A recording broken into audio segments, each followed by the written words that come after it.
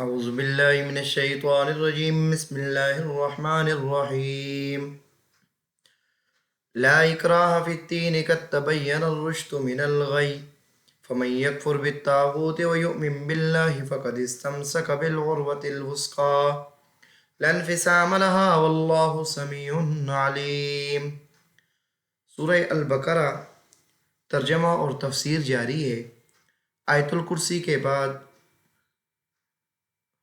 دین میں اکراہ کی نفی کو بیان کرنا مقصود ہے اور ایک شبہ کا ازالہ کرنا مقصود ہے۔ شبہ یہ کیا جاتا ہے کہ دین میں اکراہ نہیں ہے تو یہ جہاد اور قتال کی تعلیم لوگوں کو قبول ایمان پر مجبور کرنے کے لیے دی جا رہی ہے کہ جہاد اور قتال کے ذریعے لوگوں کو مجبور کیا جاتا ہے کہ وہ لوگ ایمان لے کر آ جائیں، تو اس کا یہاں پر جواب دینا مقصود ہے۔ اور آیت کریمہ کے دو ٹکڑے ہیں چھوٹے چھوٹے، اور اتنی اپنے اندر جامعیت رکھتے ہیں کہ آپ کو اس درس کے اندر سمجھ آئے گا کہ قرآن مقدس کی جو کلام ہے یہ اللہ تعالیٰ کی کلام ہے، کسی بندے کی بنائی ہوئی کلام نہیں ہے، کیونکہ کسی بندے کی کلام اتنی جامع نہیں ہو سکتی کہ ایک ایک جملہ جو ہے اتنی گہرائی تک اس کا مفہوم لیا جا رہا ہے۔ پہلی بات ہے کہ ایمان کا تعلق ہے دل کے ساتھ، کہ ایمان دل میں اللہ تعالیٰ کی باتوں کو ماننا ہے اور شیطان کا انکار کرنا ہے، اس کا تعلق دل کے ساتھ ہے، اور دل پر کسی کا بھی جبر نہیں ہوتا، اور جہاد اور قتال کے ذریعے اگر جبر ہوتا بھی ہے تو ظاہری اعضاء پر ہوتا ہے، دل پر جبر نہیں ہو سکتا۔ لہٰذا دین کے اندر جو اکراہ کی نفی ہے یہ اپنے ظاہر پر ہی محمول ہے کہ حقیقت میں یہی ہے کہ دین میں داخل ہونے کے لیے کوئی بھی سختی نہیں ہے، کیونکہ جتنے بھی سختی کریں گے تو جسم کے ظاہری اعضاء پر سختی ہوگی، دل کے اندر اس کا ایمان اس وقت ہی داخل ہوگا جب وہ دلی طور پر اس سے مطمئن ہوگا۔ دوسری بات ہے کہ قرآن مقدس نے جو جہاد کو مشروع فرمایا ہے وہ اس لیے مشروع فرمایا ہے کہ زمین میں کفار فساد پھیلاتے ہیں۔ پہلا فساد یہ ہے کہ عقائد کا وہ فساد پھیلاتے ہیں کہ اللہ کے دین جو آسمانی کتابوں کے ذریعے نازل ہوا ہے ان کتابوں کے سے ہٹ کر اپنی مرضی اور اپنی عبادت لوگوں سے کرواتے ہیں، اور خدا کے مقابل کھڑے ہو کر خدا کی باتوں کا مقابلہ کر کے لوگوں کو اپنی باتوں کو پیچھے چلاتے ہیں۔ تو شریعت نے حکم دیا ہے کہ جو وَيَسْعَوْنَ فِي الْأَرْضِ فَسَادًا وَاللَّهُ لَا يُحِبُّ الْمُفْسِدِينَ، جو زمین میں فساد کا ارادہ رکھتے ہیں نا تو ان کے ساتھ جہاد کرنا ہے، کیونکہ اللہ تعالیٰ فساد کرنے والوں کو پسند نہیں کرتا۔ تو ایسے لوگ موذی جانوروں کی طرح ہیں، جیسے سانپ، بچھو، دیگر موذی جانور ہیں جو انسانیت کو نقصان دیتے ہیں تو ان کو ہلاک کیا جاتا ہے۔ ایسے ہی جو فساد زمین میں پھیلاتا ہے، انسانوں کے امن کو برباد کرتا ہے، مسلمانوں کو عبادت کرنے سے روکتا ہے، تو ان کے خلاف جہاد ہے کہ وہ فساد سے باز آ جائیں۔ اگر یہ بات نہ ہوتی تو جہاد کے عین جہاد کے دوران بچوں، بوڑھوں، اپائج ان لوگوں کو قتل کرنے کی ممانعت نہ ہوتی کہ ان لوگوں کو جہاد کے درمیان میں بھی نہیں مارنا، اور کفار کی زمینوں کے اندر جو فصل وغیرہ ہے ان کو نقصان بھی نہیں دینا۔ اب جو لوگ فساد پر قادر نہیں ہیں ان کو بھی نہیں مارنا ہے جہاد کے دوران، اور جو جزیہ ادا کر کے آپ کے زیر سایہ آ جائیں اور آپ کے قانون کے پابندی کا وعدہ کرتے ہیں ان کو بھی نہیں مارنا۔ اگر بالکل ہی دین کے اندر سختی ہوتی، سختی سے دین میں داخل کرنا ہوتا تو ان کو کبھی بھی رہنے کی اجازت پھر نہیں ہوتی۔ تو شریعت نے دین کے لیے کوئی بھی سختی مقرر نہیں کی ہے کہ دین اپنی مرضی سے کوئی لائے گا تو قبول ہوگا، اپنی مرضی سے نہیں لائے گا تو دوسری جانب جدھر مرضی ہے جس طریقے سے اس کی مرضی ہے عبادت کرے، اسلام اس کو زبردستی دین میں داخل نہیں کرے گا۔ دوسری بات یہ ہے کہ جبر کا مطلب ہوتا ہے کسی کو اس کی مرضی کے خلاف ایسے فعل پر مجبور کرنا جس میں فی نفسی کوئی بہتری نہ ہو، یا بہتری تو ہو اس کو نظر نہ آتی ہو۔ اب لا اکراہ فی الدین کہ دین میں سختی زبردستی نہیں ہے، قد تبین الرشد من الغی، یہ اس کا بیان ہے کہ دین میں سختی اس وقت ہوتی کہ دین کی جو خوبیاں ہیں وہ واضح نہ ہوتی۔ دین کی خوبیاں تو واضح ہو چکی ہیں، ہدایت گمراہی سے بالکل واضح ہو چکی ہے، شریعت کی جو احکام ہیں وہ دو چار چار کی طرح بالکل سب کے سامنے واضح ہو گئے ہیں۔ اب جو اتنی واضح چیز ہے جس کے ماننے میں کوئی بھی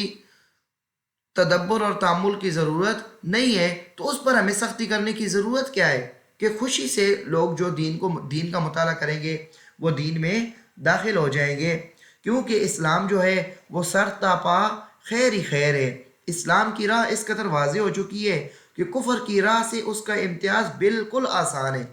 ادنا تأمل سے اسلام کی خوبیاں اور کفر کی برائیاں سمجھ میں آ جاتی ہیں، اور انسان رضا اور رغبت سے اسلام قبول کرنے پر آمادہ ہو جاتا ہے، لہذا جبر و اکراہ کی کوئی ضرورت ہی نہیں ہے۔ اب معاذ اللہ ثم معاذ اللہ اتنے واضح دین کو اور اتنے سکون والے دین کو اگر کوئی چھوڑ دیتا ہے، مرتد ہو جاتا ہے معاذ اللہ، تو اس کو 3 دن کا ٹائم دیا جائے گا، اس کے جو شبہات وغیرہ ہیں ان کو دور کرنے کی کوشش کی جائے گی، لیکن اگر وہ نہیں مانتا تو اسلام کا باغی سمجھ کے اس کو قتل کیا جائے گا۔ معاذ اللہ ثم معاذ اللہ۔ لا اکراہ فی الدین، دین میں کوئی زبردستی نہیں ہے۔ قد تبین الرشد من الغی، تحقیق گمراہی سے ہدایت جو ہے وہ خوب واضح ہو چکی ہے۔ گمراہی ایک طرف ہے، شیطان کا راستہ ایک طرف ہے، رحمان کا راستہ ایک طرف ہے، تو واضح ہو چکی ہے بات کہ رحمان کا راستہ ہی سچا ہے، شیطان کا سوائے دھوکے کے کچھ بھی نہیں ہے۔ فمن یکفر بالطاغوت ویؤمن باللہ فقد استمسک بالعروۃ الوثقی، پس جو شخص بھی طاغوت شیطان کا انکار کرے گا، ویؤمن باللہ، اور رب کے ساتھ ایمان رکھے گا، فقد استمسک، تو اس نے تحقیق مضبوطی سے پکڑ لیا، بالعروۃ الوثقی، مضبوط حلقے کو۔ رسیاں باندھی ہوئی ہیں تو رسیوں کے ساتھ ایک کڑے سے بنے ہوتے ہیں، اگر وہ باندھے ہوئے ہوں تو آدمی اگر ان کے ساتھ لٹکے گا تو تھوڑا آسانی ہو جائے گی، نہ اس کے ہاتھ کو کوئی تکلیف ہوگی، نہ اس کے گرنے کا کوئی خطرہ ہوگا۔ تو یہ اسلام کو اور ایمان کو ایک عروہ وثقی کے ساتھ تشبیہ دی ہے کہ جو بندہ بھی اس عروہ وثقی کے ساتھ لٹکے گا تو وہ بچ جائے گا۔ دنیا کے اندر ایسے ہی سمجھ لے کہ دنیا کے اندر شیطان کا جو راستہ ہے، طاغوت کا جو راستہ ہے، جن ہو یا انسان ہو، ان کا راستہ ایسا ہی ہے جیسے پہاڑ سے کوئی بندہ گر رہا ہو۔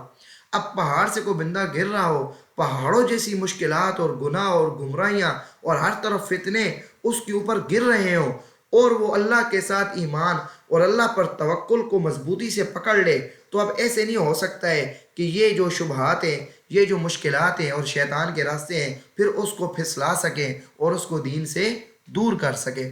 لنفسام لہا، اس مضبوط کڑے کو اور اس ایمان کو، لنفسام لہا، کبھی بھی وہ نہیں ٹوٹے گا،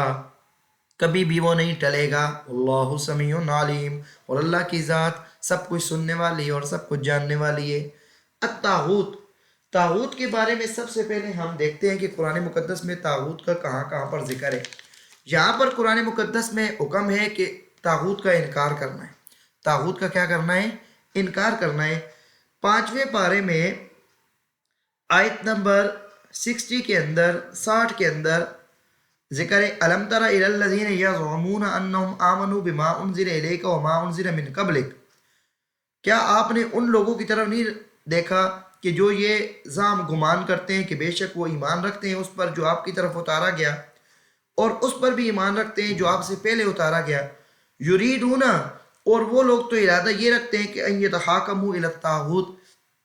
کہ وہ اپنے فیصلے طاغوت کے پاس لے جائیں، وقد امروا ان یکفروا بہ، اور ان کو یہ حکم دیا گیا ہے کہ وہ طاغوت کا انکار کریں گے، ان کو طاغوت کے ساتھ انکار کرنے کو حکم دیا ہے کہ طاغوت کے ساتھ تعلق نہیں رکھنے ہیں، نہیں اٹھنا بیٹھنا ہے، نہیں اس کی بات ماننی ہے، اور یہ اپنے فیصلے اس کے پاس لے جاتے ہیں، اس کو اپنا قاضی بناتے ہیں۔ تو اللہ کریم نے ان کے اوپر شکایت اور گلہ کر کے یہ بات کی ہے کہ ان کو ایسا نہیں کرنا چاہیے۔ وَيُرِيدُ الشَّيْطَانُ أَن يُضِلَّهُمْ ضَلَالًا بَعِيدًا، اور شیطان کا ارادہ تو یہی ہے کہ وہ ان کو دور کی گمراہی میں کیا کرے؟ پھینک دے، اور دور کی گمراہی میں ان کو لے جائے۔ یہاں پر بھی یہ ہے کہ جو دنیا کے اندر شیطان کا کام کرنے والے ہیں ان سے اپنے فیصلے نہیں کروانے ہیں، ان سے دور رہنا ہے۔ اسی سے اگلے صفحے پر آیت نمبر 76 کے اندر یہ ہے الذین آمنوا یقاتلون فی سبیل اللہ، کہ ایمان والے تو وہ ہیں جو اللہ کے راستے میں لڑتے ہیں، والذین کفروا یقاتلون فی سبیل الطاغوت، اور وہ لوگ جو کافر ہیں وہ تو طاغوت کے راستے میں لڑتے ہیں۔ فقاتلوا اولیاء شیطان، یہاں پر بھی شیطان کا ذکر ہے، فقاتلوا اولیاء شیطان، بس لڑائی کرو تم شیطان کے رفیقوں اور دوستوں کے ساتھ، ان کید شیطان کان ضعیفا، تسلی رکھنا، پریشان نہیں ہونا، شیطان کی ساری تدبیریں کیا ہیں؟ کمزور ہیں۔ اس وقت سے لے کر آج تک شیطان جتنی بھی کوشش کر رہا ہے اسلام کو اور مسلمانوں کو کمزور کرنے کی، تو وہ ساری کی ساری تدبیریں اس کی کمزور ہیں، آخر جا کر یہ منہ کے بل گرتا ہے۔ تو مسلمانوں کو تسلی ہے کہ آپ ہمت کرو، ان کے خلاف جہاد کرو، انشاءاللہ تمہیں اللہ تعالیٰ کی مدد ملے گی۔ شیطان کا راستہ تمہارا روکنا فرض ہے کہ شیطان کے راستے میں کھڑے ہو جاؤ اور اس کو پھیلنے سے روکو۔ اب ان تینوں آیات کو سامنے رکھیں تو طاغوت کا مطلب سمجھ آ رہا ہے کہ طاغوت شیطان ہے، یا شیطان کے راستے پر چلنے والے جو لوگ ہیں۔ مفسرین کرام نے، جن میں سے حضرت عمر، حضرت حسین بن علی، حضرت مجاہد اور حضرت قتادہ رحمہ اللہ رحمۃ واسعہ، ان سے منقول ہے کہ طاغوت سے مراد شیطان ہی ہے۔ امام مالک اور امام ابن جریر فرماتے ہیں کہ اللہ کے سوا ہر وہ معبود جس کی عبادت کی جائے وہ کیا ہے؟ طاغوت ہے۔ اب یہاں پر اعتراض ہے کہ اللہ کے علاوہ تو عبادت انبیاء علیہ السلام کی بھی کی گئی ہے، تو طاغوت کا اطلاق ان پر کیا ہے؟ یہ بہت بڑی بے ادبی اور گستاخی ہے۔ تو اس کا جواب یہ ہے کہ سورہ یاسین میں جس طرح آتا ہے الم اعد الیکم یا بنی آدم اللہ تعبد الشیطان انہ لکم عدو مبین، کہ اے ابن آدم میں نے تم سے عہد لیا تھا کہ تم نے شیطان کی عبادت نہیں کرنی ہے، کہ وہ تمہارا کیا ہے؟ دشمن ہے۔ اب نیک لوگوں کی عبادت پر شیطان اکساتا ہے، تو اصل سبب کیا ہے؟ شیطان ہے۔ تو طاغوت سے مراد وہی شیطان ہے، نیک لوگ اس سے بری ہے۔ جیسے حضرت عیسیٰ ابن مریم علیہ السلام نے تو لوگوں کو خدا کا راستہ بتایا، ان اللہ ربی و ربکم فاعبدوہ ھذا صراط مستقیم۔ آج عیسائی اپنے آپ کو بڑا سمجھدار اور عقل مند سمجھتے ہیں، تو ان کی مورتی بنا کر ان کا کیا ہے؟ بت بنا کر اس کے سامنے جھکتے ہیں اور خدا والی محبت ان کے ساتھ کرتے ہیں۔ تو یہ عیسیٰ علیہ السلام کے راستے کو چھوڑ کر شیطان کا راستہ اختیار کرنا ہے۔ تو جو عیسائیوں نے ایک معبود بنا رکھا ہے، نام جن کا انہوں نے عیسیٰ علیہ السلام رکھا ہوا ہے، وہ اصل میں عیسیٰ علیہ السلام کی تعلیمات نہیں ہے، وہ بلکہ شیطان نے ان کو سکھائی ہیں۔ تو اصل سبب یہی ہے کہ جس کی عبادت کی گئی تو شیطان نے راستہ سکھایا ہے ان کو غیر کی عبادت کا، تو شیطان ہی طاغوت ہے۔ یہ تفسیر المعانی میں ہے، ان مالک بن انس کل ما عبد من دون اللہ تعالی، کہ اللہ کے علاوہ جس کی عبادت کی گئی اس کے اوپر طاغوت کا کیا اطلاق ہوگا۔ تفسیر ابن جریر میں تفصیل ہے کہ والثواب من القول عندی فی الطاغوت ہے، حق بات یہ ہے کہ میرے نزدیک طاغوت سے کیا مراد ہے؟ انہو کل ذی طغیان علی اللہ نعبد من دونہ، اما بکار من لمن عبدہ واما بطاعت ممن عبدہ انسانا کان ذالک المعبود او شیطانا او وسنا او صنما او کائنا ما کان من شیء، کہ ہر وہ سرکش کہ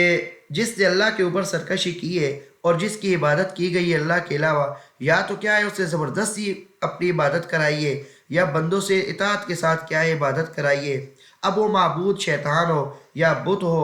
یا اسی طرح کوئی کیا ہو قبر ہو، تو جس کی عبادت کیا ہے لوگ کرانے پر مجبور کر رہے ہیں تو وہ سارے کے سارے طاغوت میں شامل ہوں گے۔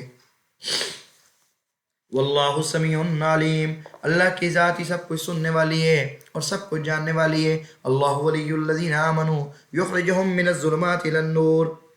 اللہ ہی مددگار ہے ایمان والوں کا، یخرجہم، وہ ان کو نکالتا ہے، من الظلمات الی النور، اندھیروں سے روشنی کی طرف، والذین کفروا اولیاءہم الطاغوت، اور وہ لوگ جو کافر ہیں ان کے دوست اور رفیق طاغوت شیطان ہیں،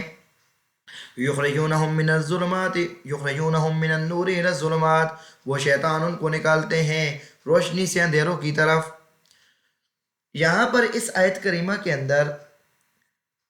دو قانون بیان کیے جا رہے ہیں۔ پہلا قانون یہ ہے کہ جس نے عروہ وثقیٰ کو تھام لیا وہ اللہ کا کیا بن گیا؟ ولی بن گیا، اور اللہ تعالیٰ اس کا کیا بن گیا؟ مددگار بن گیا، اللہ کا وہ دوست بن گیا ہے۔ اب اللہ تعالیٰ کا جو دوست ہے اس کو اللہ تعالیٰ کفر و شرک اور گمراہی اور شبہات کے جو اندھیرے شیطان اس کے دل میں ڈالے گا، اس کو اللہ تعالیٰ ختم کر کے اس کے دل میں کیا ہے، نور بھرے گا، کہ ہدایت کے جو درجات ہیں ان کے اوپر اس کو کیا ہے، ترقی عطا فرمائے گا، اور اس ترقی پر وہ پہنچے گا کہ جو عروہ وثقیٰ ہے، جس کے لیے کوئی ٹوٹنا نہیں ہے۔ صوفیاء کرام کا جو راستہ ہے، جو ان کو کیا ہے، صفت احسان حاصل ہو جاتی ہے، کہ صفت احسان کے بعد اس کا کیا ہے، پھر ٹوٹنا ممکن نہیں ہے۔ تو اللہ تعالیٰ ہدایت کے درجات کو ترقی کے ساتھ اس کے دل پر کو کیا ہے، منور کرے گا، کہ پھر اس میں کبھی بھی گمراہی نہیں ہوگی۔ یہ پہلا قانون ہے۔ ولی کا معنی ناصر اور مددگار ہیں۔ ظلمات سے کفر اور شرک اور شبہات کے اندھیرے مراد ہیں، اور نور سے مراد یقین اور ایمان کی روشنی ہے۔ الذین آمنوا سے وہ لوگ مراد ہیں جو حق کے متلاشی ہیں اور ایمان رکھنے کا ارادہ رکھتے ہیں، یعنی جو لوگ حق کے طالب ہیں، اللہ کی طرف انابت کرتے ہیں، ایمان لانے کا ارادہ رکھتے ہیں، تو اللہ تعالیٰ ان کی دستگیری فرماتے ہیں، ان کی مدد کرتے ہیں، اور انہیں کفر و شرک اور شکوک و شبہات کی الجھنوں سے نکال کر ان کے دلوں کو نور ایمان سے منور اور دولت یقین سے ان کو مالا مال کر دیتے ہیں۔ والذین کفروا اولیاءہم الطاغوت، یہ دوسرا قانون ہے۔ انسان کے اندر فطرتاً اللہ کریم نے نور ہدایت رکھا ہے، اب وہ ماحول اس کو کیا ہے، یہودی یا عیسائی یا منافق بناتا ہے۔ لیکن جو لوگ ضد و عناد کی وجہ سے کفر پر رہنا چاہتے ہیں، اپنے اختیار سے کفر کی راہ اختیار کرتے ہیں، اللہ تعالیٰ ان سے ایمان کی توفیق چھین کر شیطانوں کو ان پر مسلط کر دیتے ہیں، جو ان کے دلوں میں طرح طرح کے شبہات پیدا کرتے ہیں، یہاں تک کہ ان کے دل شبہات کی سیاہی سے بالکل ڈھک جاتے ہیں، اور ان سے فطری نور چھین لیا جاتا ہے، اور ان کے دلوں پر مہر جباریت لگ جاتی ہے۔ تو ہدایت کے مقابلے میں جو گمراہی کے درجات ہیں، جب انسان شیطان کا راستہ اختیار کرتا ہے، کہ شریعت کے راستوں پر شک کرتا ہے، جدال کرتا ہے، تو اس کے دل پر اللہ تعالیٰ کی طرف سے جب مہر لگ جاتی ہے، تو پھر اس کو کوئی بھی اچھا راستہ سمجھ نہیں آتا۔ والذین کفروا اولیاءہم الطاغوت، وہ لوگ جنہوں نے انکار کیا، اولیاءہم الطاغوت، ان کے دوست شیطان ہیں، یخرجونہم من الظلمات الی النور، وہ ان کو نکالتے ہیں، یخرجونہم من النور الی الظلمات، وہ ان کو نکالتے ہیں، من النور الی الظلمات، روشنی سے اندھیروں کی طرف، اولئک اصحاب النار، یہی لوگ ہیں آگ والے، آگ میں ہمیشہ ہمیشہ رہیں گے، ہم فیہا خالدون، وہ اس میں ہمیشہ رہیں گے۔ اللہ کریم عمل کرنے کی توفیق عطا فرمائیں، اور ہمیں ہمارے ایمان کو محفوظ فرمائیں، اور یہ ایمان ہم اپنی آخرت میں لے کر جائیں، تاکہ اللہ کریم اس سے ہم سے راضی ہو جائیں۔ وآخر دعوانا الحمدللہ رب العالمین۔